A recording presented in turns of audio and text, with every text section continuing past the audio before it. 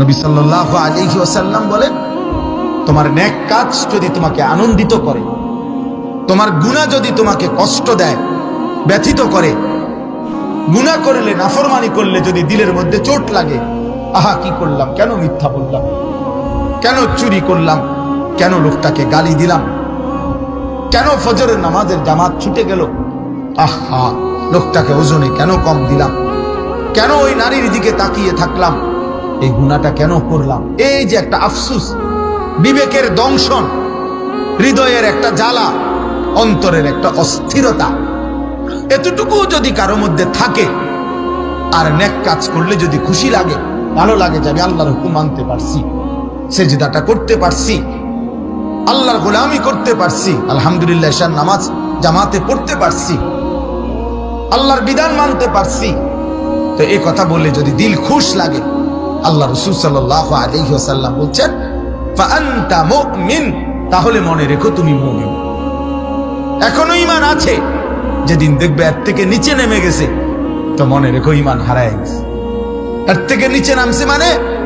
মানে এখন আর গুনার পর গুনাহ হলেও অন্তরের মধ্যে কোনো ব্যথা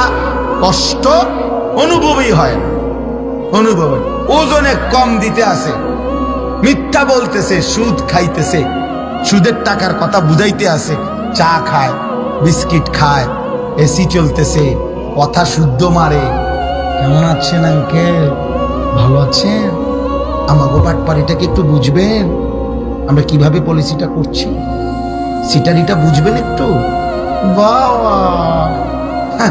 ইংলিশ মারেন, শুদ্ধ মারেন, ফেরেশতা যখন লাথি দিবে হারাম কর, তো লাথিটাও দিবে শুদ্ধ লাথি, একদম ডাইরেক্ট লাথি দিবে, ডাইরেক্ট লাথি দিবে, ডাইরেক্ট শুদ্ধ লাথি, শুদ্ধ। ইয়াসলাহা মাদমুমান মাদহুরা, আল্লাহ তাআলা বলেন বেইজ্জতি করে, ধাক্কা দিতে দিতে, অপমানিত করে জাহান্নামে ছুঁড়ে মারা। খুযুহু ফাগুল্লু সুম্মাল জাহিমা সাল্লু,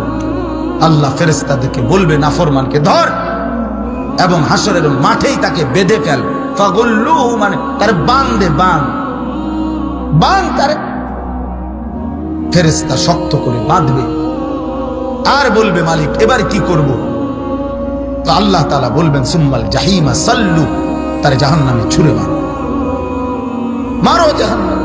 ফেলে দাও জাহান্নাম। আল্লাহ আমাদেরকে মাফ করে দেন।